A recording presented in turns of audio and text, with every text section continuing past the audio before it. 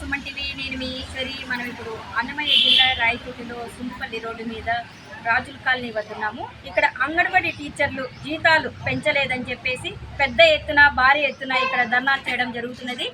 మనము ఇప్పుడు వారి మాటల్లోనే ఇప్పుడు మనం తెలుసుకోబోతున్నాము. రండి. ఇంత పెద్ద ఎత్తున మీరు అంగన్వాడీ టీచర్స్ భారీ ఎత్తున ధర్నాలు చేస్తున్నారు. ఎందుకు చేస్తున్నారు, దేనికి చేస్తున్నారు? 3 days నుంచి చేస్తున్నారు. నమస్తే మేడం, నా పేరు పద్మజ. నేను అంగన్వాడీ టీచర్ను. మాకు మెయిన్ సమస్య ఏమంటే వేతనాలు పెంచాలి. వేతనాలు పెంచే వరకు మేము పోరాడతాం. రాష్ట్ర వ్యాప్తంగా అన్ని ప్రాజెక్టుల్లో కూడా రిలే నిరాహార దీక్షలు నిర్వహించారు కాబట్టి మేము కూడా రాయచోటి ప్రాజెక్టు మా ఐసిడిఎస్ ఆఫీస్ దగ్గర ఈరోజు ధర్నా నిరాహార దీక్షలు చేపడుతున్నాము. మెయిన్ డిమాండ్ మాది వేతనాలు పెంచాలి. ముందు 42 రోజుల సమ్మెలో ప్రభుత్వంలో వైసీపీ ప్రభుత్వంలో కూడా చేశాం 42 రోజుల సమ్మె. అప్పుడు కూడా మాకు వచ్చేసి టీడీపీ పార్టీ వాళ్ళు వచ్చి మీకు పెంచుతామని చెప్పి మా టెంట్ దగ్గరకు వచ్చి వాళ్ళు హామీ ఇచ్చారు. మేమేం వాళ్ళని రమ్మని కూడా చెప్పలేదు. వాళ్ళే వచ్చేసి మీరు రోడ్ల మీద అక్క చెల్లెళ్ళు ఆడబిడ్డలు మీరు ఇట్లా రోడ్ల మీద ఉన్నారని చెప్పేసి మా దగ్గరకు వచ్చి వాళ్ళే హామీ ఇవ్వడం జరిగింది. కానీ ఇప్పుడు ప్రతిపక్షంలోకి అధికారంలోకి వచ్చిన తర్వాత ఆ ఊసే ఎత్తుకోవడం లేదు.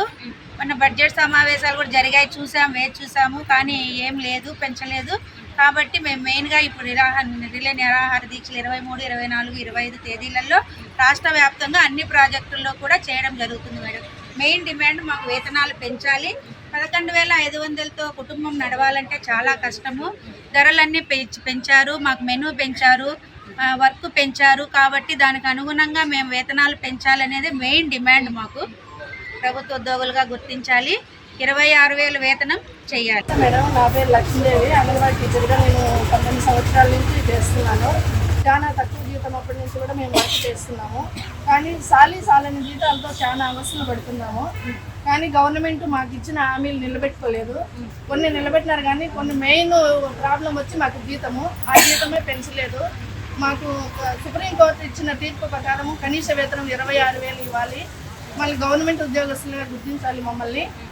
తర్వాత మిగిలిపోయిన మెయిన్ వాళ్ళను కూడా మెయిన్గా గుర్తించాలి. మెయిన్ వాళ్ళను గుర్తించిన వాళ్ళకి హెల్పర్లుగా ఇవ్వాలి. వాళ్ళకి కూడా మాకు చాలా ఇబ్బందిగా ఉంది. మే నెల అంతా మాకు హాలిడేస్ కావాలి మేడం. గవర్నమెంట్ అప్పుడైతే మాకు 42 రోజుల సమ్మెలో మాకు ఇచ్చి చాలా హామీలు ఇచ్చి మేము మా గవర్నమెంట్ వస్తానే ఇది చేస్తామన్నారు. వాటిలో కొన్ని చేసినారు కాబట్టి మిగతా అన్నీ పూర్తి చేయలేదు. మెయిన్ ప్రాబ్లం మాకు శాలరీ మేడం. శాలరీ పెంచాలి. మా కొట్టకుండా మాకు శాలరీస్ పెంచి మాకు అవసరం. ధరలు అయితే చాలా పెరిగినాయి మేడం. 3, 4 అట్లా పెరిగినాయి, రెట్టింపు పెరిగిపోయాయి. ఆ ధరలకు అనుగుణంగా మాకు జీతాలు పెంచాలని మేము ఆశిస్తున్నాం మేడం. ఏ రామాంజులు ఇక్కడ అంగన్వాడీ వర్కర్లు స్వచ్ఛందంగా వాళ్ళ ఆకలి బాధలు తీర్చుకోవడం కోసం వేతనాలు పెంచాలని చెప్పేసి రిలే నిరాహార దీక్షలు చేస్తూ ఉన్నారు. మేము వారిని గుర్తించి వారు సీటుగా మద్దతు ఇవ్వడానికి వచ్చాం. ఖచ్చితంగా వాళ్ళు దాదాపు ఈ 50 సంవత్సరాల సర్వీస్లో ఎప్పుడూ లేనంత విధంగా చాలా ఇబ్బందులు పడుతూ ఉన్నారు. ఒక పక్క ఏమో ధరలేమో 300 రెట్ల నుంచి 400 రెట్లు పెరిగిపోయి ఉన్నాయి. వేతనాల్లో మాత్రం ఇంచు కూడా కదలడం లే. అటువైపు కుటుంబాలు నడుపుకోవడం కానీ ఆ యొక్క స్కూల్ నడపడం కానీ చాలా ఇబ్బందులు అవుతూ ఉన్నాయి. వేతనాలు కానీ లేకపోతే బిల్లులు కానీ అక్కడ నిర్వహణ కోసం కానీ కూడా సకాలంలో రాకపోవడంతో వాళ్ళు అప్పులు చేసుకుని ఇబ్బందులు పడేటటువంటి పరిస్థితి కనబడుతూ ఉంది. దీనిపైన నిఘా వ్యవస్థ కూడా ఎప్పటికప్పుడు నివేదికలు అందిస్తున్నప్పటికీ రాష్ట్ర ప్రభుత్వం నిమ్మకాయ నీరెత్తినట్టు కాలయాపన చేయడం సరైనది కాదు. ఈ రాష్ట్ర ప్రభుత్వం తరఫున ప్రజలకు వారధిగా ఉంటూ ఈ యొక్క సంక్షేమానికి పెద్దపీట వేస్తున్న అంగన్వాడీ వర్కర్ల యొక్క కృషిని ప్రభుత్వం విస్మరిస్తే 99 ప్రభుత్వంలో చంద్రబాబు గారిని ఏ విధంగా గద్దె దింపారో ఖచ్చితంగా అటువంటి పరిణామం ఈ ప్రభుత్వం ఎదుర్కోవాల్సి వచ్చింది కూడా నేను హెచ్చరిస్తూ ఉన్నాను.